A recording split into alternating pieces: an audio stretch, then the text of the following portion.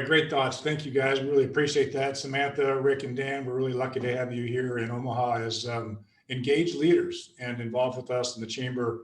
We really appreciate all your work and your thoughts here today. At our chamber board meeting last month, we conducted a short survey of our board members to get an idea of where they saw their own businesses trending as we head into 2021.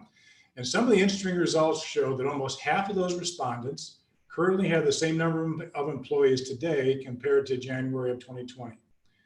Unsurprisingly, a majority of the respondents reported that their monthly revenue is down compared to pre-COVID times.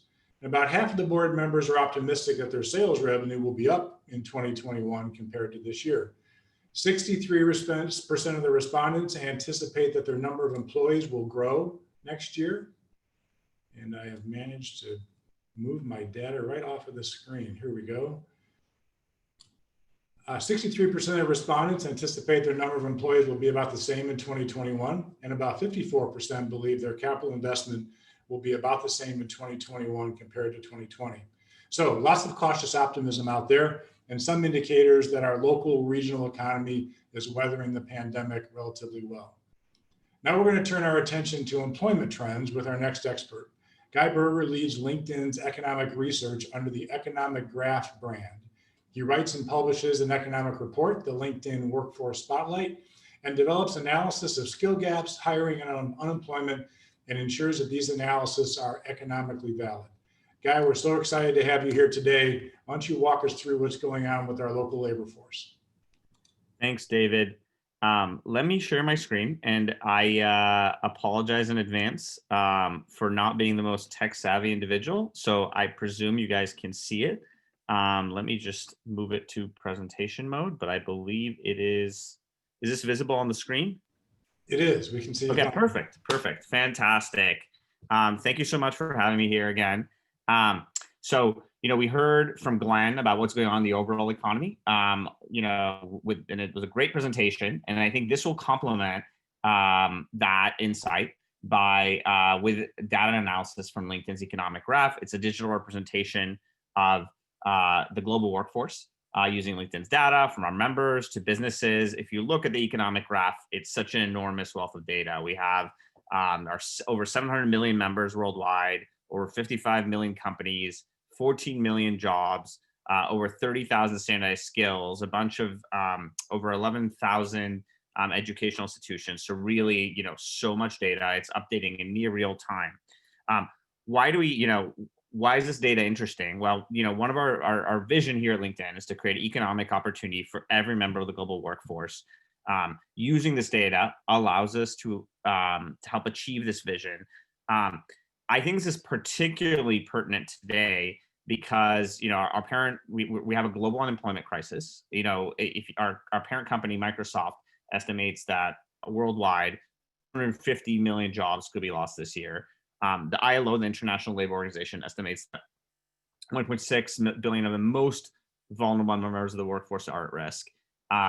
Here in the United States, the unemployment rate is still quite a bit higher than it was before COVID, even given the recovery we've seen. I know this is true in Omaha as well. Even though you guys have a lower unemployment rate than the rest of the country, it's still higher than it was, and there's still distress here in the labor market. Even we are still far from what we would think of as a healthy, normal labor market.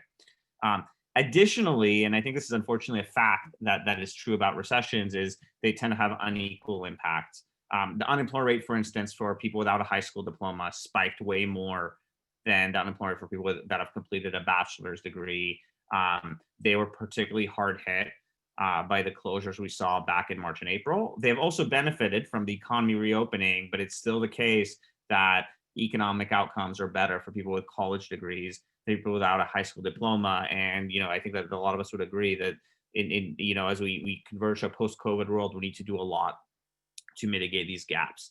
Additionally, and the other thing to throw out there, and this is sort of pretty important, in many parts of the country, given the closure of things like daycares and the reliance on remote schooling, this has put a lot of pressure on parents, and particularly women, to provide childcare, substitute childcare, and that's starting to create unequal gender outcomes in the workplace. If you look at it, yes, the unemployment rate for women has come down, but we've also seen a lot of labor force exit that is gender unequal. And I think that we talk about things that need to be done to help the economy, whether it's public health measures or fiscal stimulus.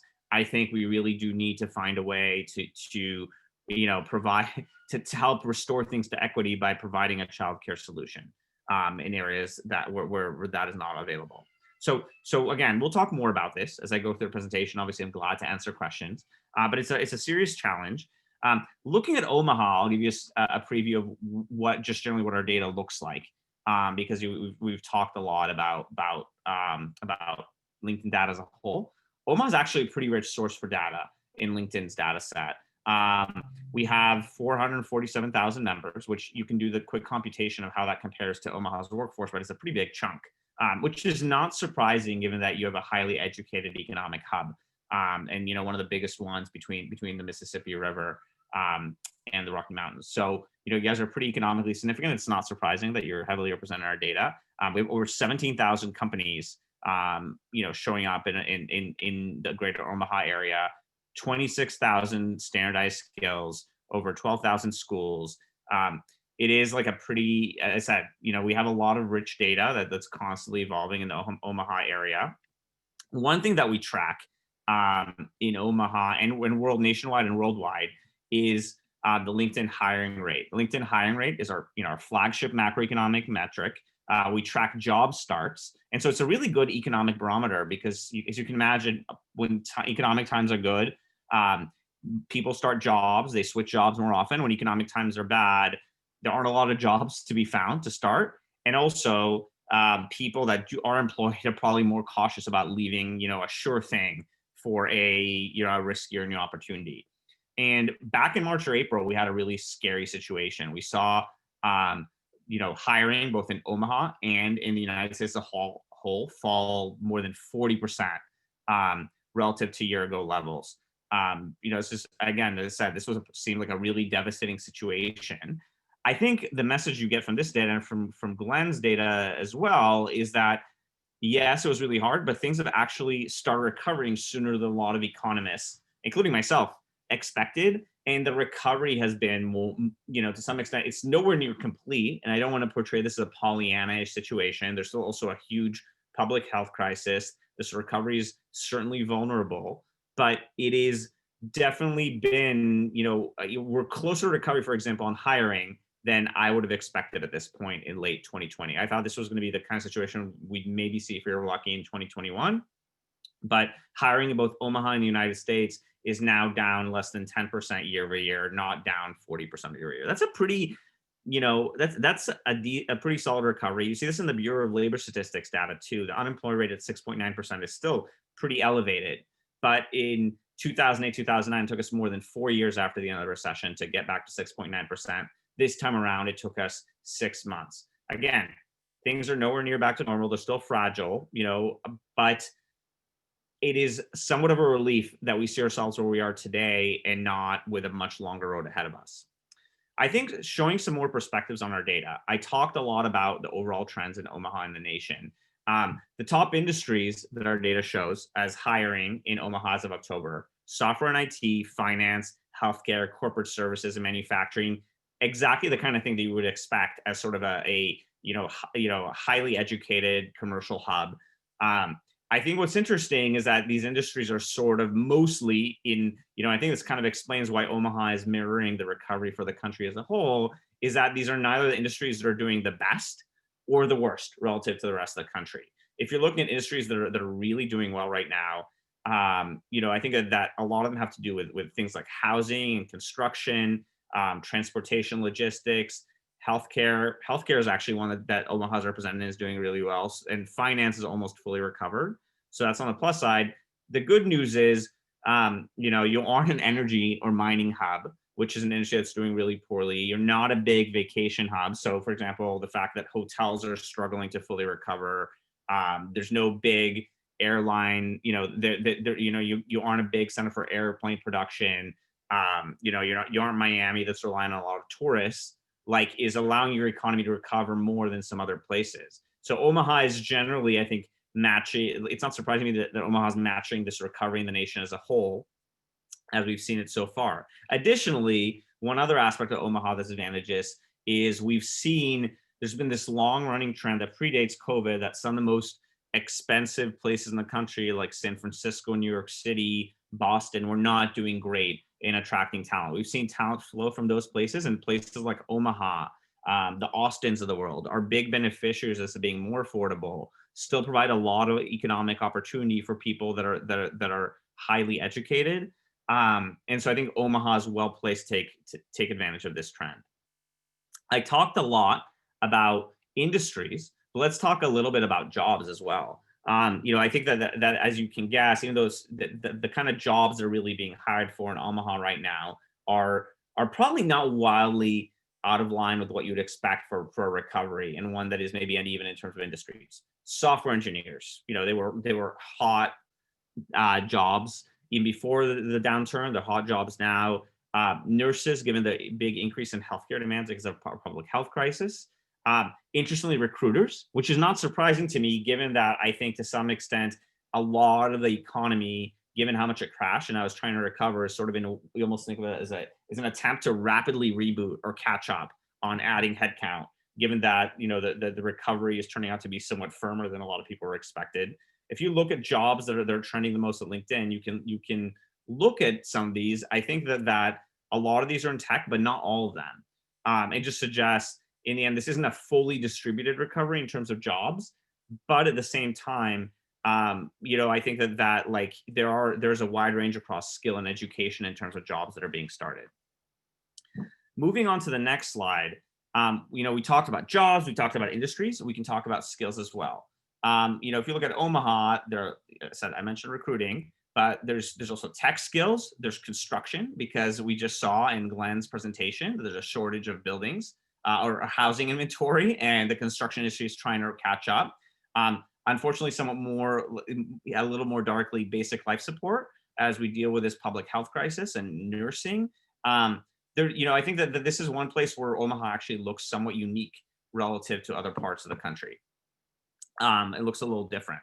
I think that we talked a lot about skills. One of our perspectives is, at LinkedIn, I know in a lot of other places, including probably, within Omaha, is while it is great that Omaha is very rich in college educated people, there is this education gap that has hurt a lot of people, and that ideally we want to close. And part of this is making employment and hiring less credential focused and more including focus on a 4-year college degree credentials and more focus on the skills people actually have.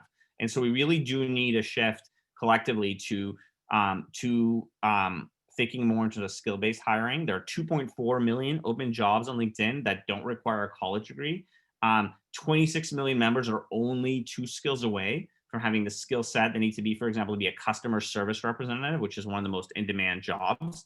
So I think there's really a great opportunity here. I know that there's a talk from both sides of the aisle about how we can make the post-COVID economy better than the one we had before COVID, and this is one of the ways we can do it, of making it more equitable and having better labor market outcomes. I talked about the gender challenges that exist in across the country. What's interesting to me, by the way, and I'd be curious in Q&A for people to give hypotheses for this, is that Omaha is one of the few places in the country where actually, there's clearly, if you can see this, there were fewer women hired in our data than men before COVID. The equity gap has actually narrowed somewhat during COVID. I don't know why Omaha is a standout. It's good to see that you guys are bucking the trend. But it's one more case where I think, to the degree that the rest of the country is not replicating this, what can we learn from Omaha that has made this a relative success story? 2 things I want to talk about a little bit. I talked about migration and the fact that big cities like New York City and San Francisco have declined. I think what's interesting is that you can see, I sort of mentioned these hubs, some of which you guys may consider to be, your peers and your competitors. I imagine you guys are pretty high up in the rankings as well, but like the Jacksonville, Salt Lake City, Sacramento's, Milwaukee's, Kansas City's are the places that are getting a lot of talent. And, the big places where people are leaving right now are the big coastal cities. It is interesting to wonder how much this trend will stick after we get a vaccine and people are sort of willing to reconsider living in big cities. But this trend of like the second group of cities are not necessarily the biggest attracting talent is something that predated COVID. And so I'm likely to think of COVID as something that accelerated it, not something that is a temporary effect. We talked a lot about remote work. I am sure in Omaha, you guys are thinking about how you're capitalizing on remote work. We've seen a big surge in remote job applications since March. We've seen a big increase in remote job postings in our data since March. It is possible this is going to diminish somewhat once we have a vaccine and people want to return back to the office. I think that those of you guys that are managers might think that as great as it is to give people flexibility, you do want to see people more often. But I have a tough time imagining that in terms of the number of remote jobs that exist, we're going back to where we were before. Part of this is here to stay. Additionally, you can imagine all these jobs are going to be to some extent partially remote, as in your boss might accept you spending time out of the office a few days a week and then coming in the other days. And that actually also creates a lot more economic flexibility for parents and for other people in terms of the commutes they have to tolerate, that I think will actually generate big productivity gains across the economy and can really benefit Omaha. If you think about what's ahead, and with this, I think we're getting close to the tail end of my presentation. We still have a lot of uncertainty in public health and cycles of shutdowns, reopenings that are going to prevent the economy from fully bouncing back. But there's light at the end of the tunnel, I guess is what I want to emphasize.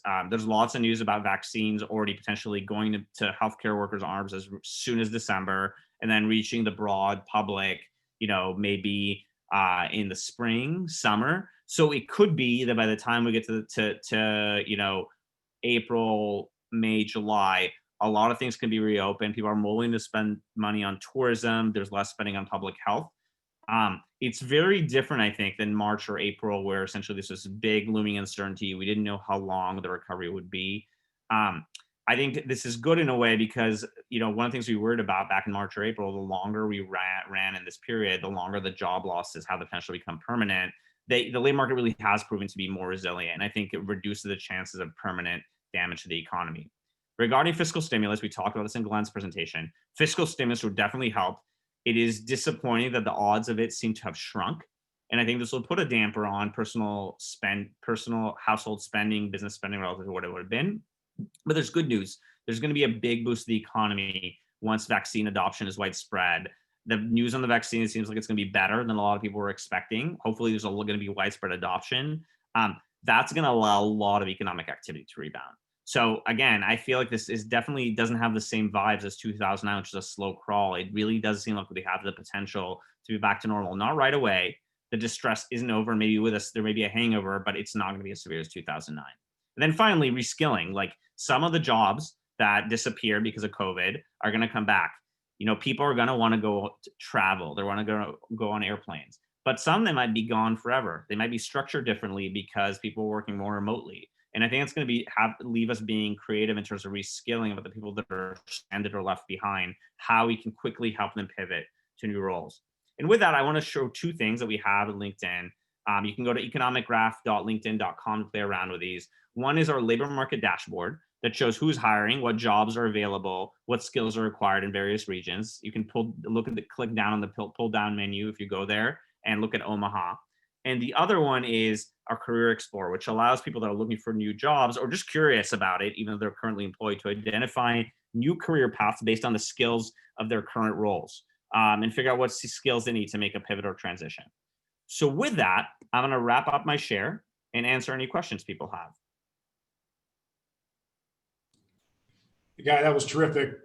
Thanks so much. I'm sure we've got some questions that are going to come in from the audience. You answered a couple of the pre questions that I was thinking about, but there's been some interesting literature out there lately about individuals who are now working remotely, and their companies may be telling them that they're going to have to stay working remotely, and they don't want to work remotely. They really want to be around other people, and I don't know that there's much data on this. That's what I'm asking you about. Is there any trend information out there about folks saying, I'm going to go try and find an employer that will let me work in an office doing what I do, rather than make me stay at home and work out of my second guest bedroom? That's funny. So I guess the question, David, that you're asking is, in some sense, are there people that are actually coming in and saying, I want an in-person job rather than a remote job? Yeah. We haven't looked at it because I think that there's sort of such an interest and such a buzziness around the idea of remote jobs. Yeah. I would not surprise me if, realistically, some of the employers that have been more open to this do become stricter once it becomes safer to have people back in the office. Right now, it's not just, it's sort of a liability issue as well. I'm guessing for a lot of employers, they don't want to risk, their employers getting sick. Sure. But that once that disappears, there certainly are perspectives that there's gains to productivity for people being all in the same place physically. And so I think some employers that have been more open to it are going to probably tighten the restrictions around it. That's why like this idea of not just, we talk a lot of remote work, but a lot of it may be just more flexible working arrangements. It might be that an employer is much more open, has concluded, having my workers, I'd love to have them be in the office and home base a lot of the time, but a few days, a month or every week, non the office is not a big deal. I know they're going to get things done. And I think that may be the other implication of this.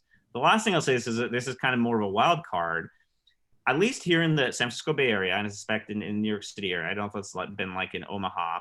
One thing that's happened is people have not necessarily left the Bay Area, but have migrated to suburbs from more inner areas because they just don't need to be in like, this idea of like saving time on your commute is less relevant right now. I wonder if a world where people need to be there in person a few days a week, but not all the time, is one where people are willing to tolerate on the margin somewhat longer commutes. And essentially it makes a lot, I don't know how many of you here on this call have long commutes, but I know that Omaha is a pretty big place. So some of you are probably like stuck in traffic coming into the office, at least before COVID, is how much of this essentially allows, metro areas all to grow even bigger than they were because people are willing to tolerate living a little further from the city center. They only have to come into the office twice a week. And for that, maybe you're willing to tolerate extra half hour on the commute each way. So again, my feeling is that we're going to see a lot of work come back to physical settings in offices, but probably not 100% of what we saw in COVID. It is going to be a more distributed workplace than it was for sure. Interesting. So it seems also that culture has always been a big thing for why people work, right? They say people leave jobs much more because of how they were managed or led than because they're going to make another $1 an hour, another $10 an hour, whatever it might be where they're working. This is a tough thing for culture. This whole notion of 95% of my people are working at home, and it's tough to sustain culture in that environment. Are you seeing any information in the LinkedIn stuff about people saying, geez, I got no culture. I got the culture that shows up on my walls or on my bookcases, but I got nothing when I'm basically doing everything remote. Does culture become an issue again? It can. I'll just throw out there, it's a balance. I think that there's a huge mix of people and how they're responding to remote work. I think there's some, I know this just day to day. There's some people that are like, I'm so glad that I have a shorter commute. Like I don't have a commute. I can spend time with my family. I can have a more flexible work schedule where I see my kids during lunch.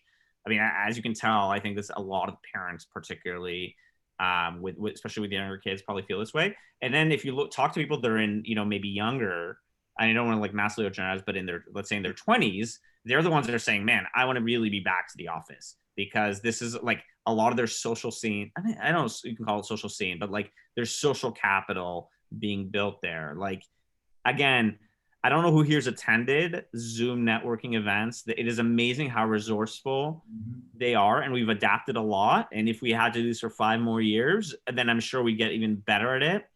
But I suspect for a lot of us, there's something to be said for just talking to somebody face to face.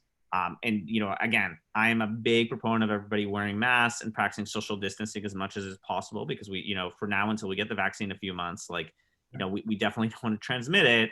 But it's also true, I suspect, that once it is safe, like a lot of us are going to be excited to have drinks with our coworkers after work or shake a hand or talk without a face. Let's be realistic. I think these are inconveniences that we're tolerating that we will all be glad to take, or many of us will be glad to get rid of, extreme introverts aside. So again, my feeling is culture has people are creative and adaptable. They've always been throughout human history and will adapt as long as it is. But I think that the fact that companies thought culture, it was important to have people in the office for culture beforehand means that they're going to want some of that when things get back, at least in most cases. Yeah, I think so too.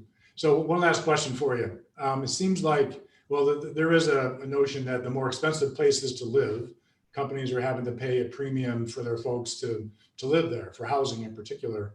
If those employees now move out to the suburbs where cost isn't quite as high, is there any trend that shows that those companies are saying, I'm not going to pay the premium any longer? I'm just going to pay because your cost of living is less? So I think this is going to be something companies will figure out in the next few years. That may also be one of the reasons why companies will be more eager to get people back into the office, because they don't necessarily want to deal with a headache of like calculating, you know, 100 salaries for 100 metro areas by having people distributed. But I think this is something that's going to exist by trial and error. There's some companies that are insisting they're going to pay the people the same no matter where they live, and other ones saying that they're going to adjust for local cost. Again, I feel like it's trial and error. If you're somebody who moves to another area and the company says yes, you can live in this super cheap area, we're going to pay you a lot less. Does that, does that change your perspective on moving? Is that really, like, for some people it might still be an attraction because it might lead them closer to family, or for whatever reason amenities they want to live in.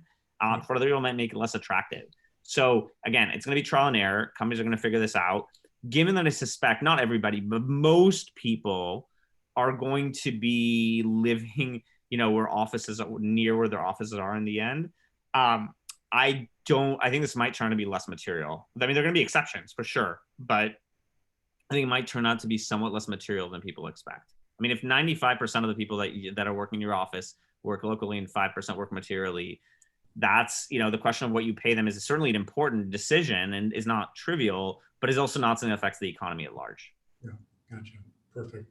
Hey, Guy, that was terrific. Thanks so much for the time and energy you put into making the presentation, but the time and energy that went into your presentation was marvelous. So thank you. We're all giving you, again, a virtual round of applause. Thank you for all your time and energy putting all this together. Thank you much. Thank you. Bye. So for all of you who are still with us on the call, and the vast majority of you who started with us are still here, we have one more treat for you. We want to encourage you to use all of this data and all the information you've heard.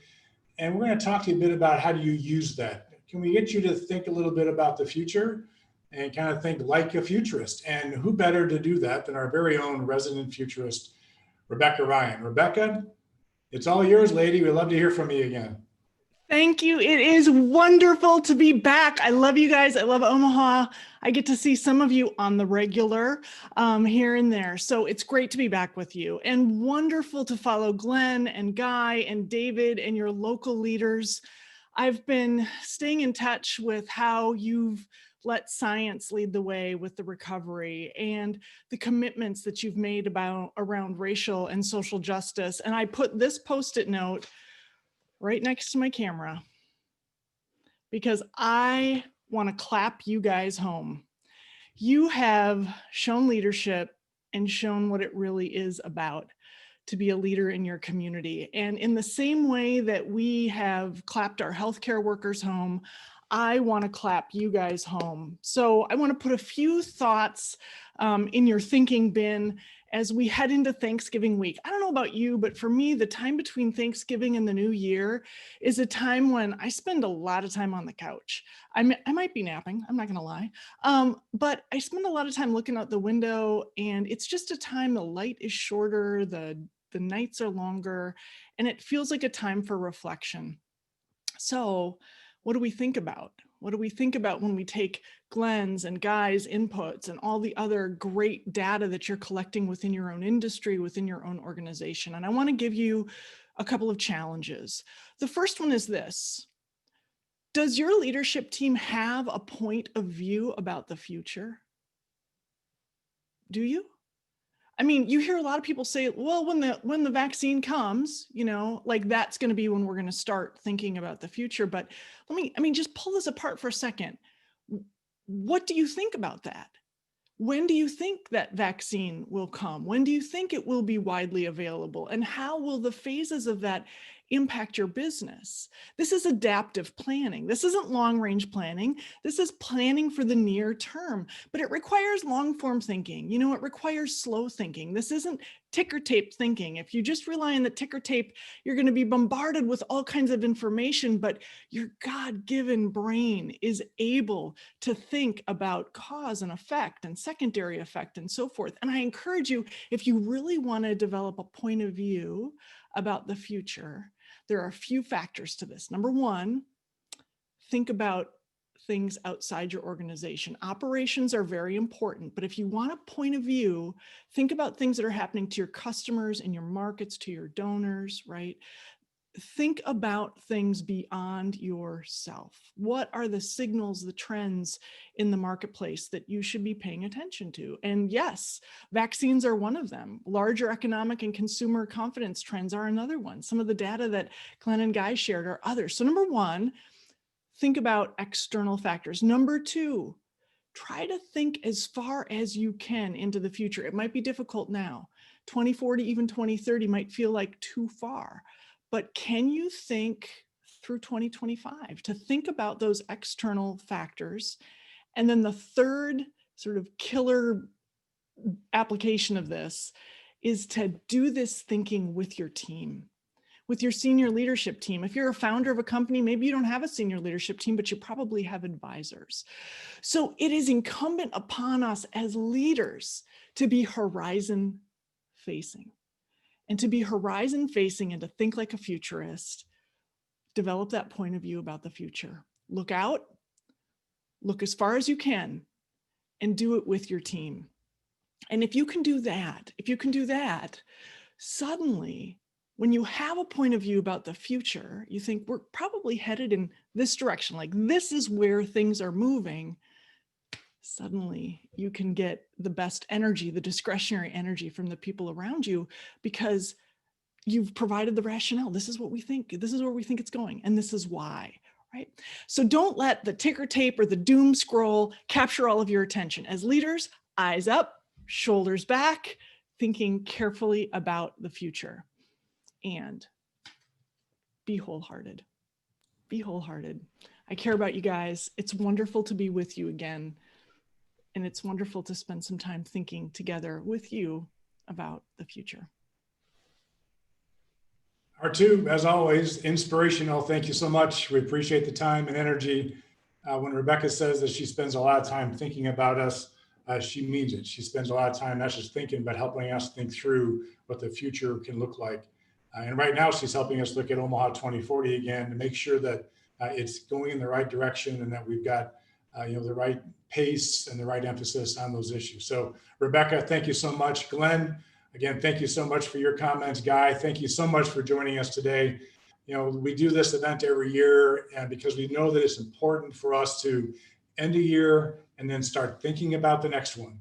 And that's what we're enabling you to do today. So thanks again to our event sponsors, Access Bank, Baird Home, D.A. Davidson and Company, Deloitte, Lamper & Earson, and KATV. Remember, you all have access to the recorded event, sponsor insights video, along with a copy of the materials mentioned throughout the presentation. We'll email you an access link next week when the content is available. Lastly, before you go, save the date for our annual meeting. It will be virtual this year. It'll be held on Thursday, January 21st. Registration is now available online at omahachamber.org/a-m. We encourage you to get your tickets today. Thanks everybody for being here. Thanks to the team that put all of this together. We couldn't do it without you. It's so important that we spend time together when we can't be physically together.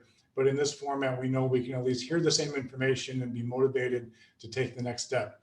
Take care, everybody. Be safe, wear a mask, safe distance, wash your hands. We can get through this. Everybody have a marvelous and safe Thanksgiving holiday. Take care.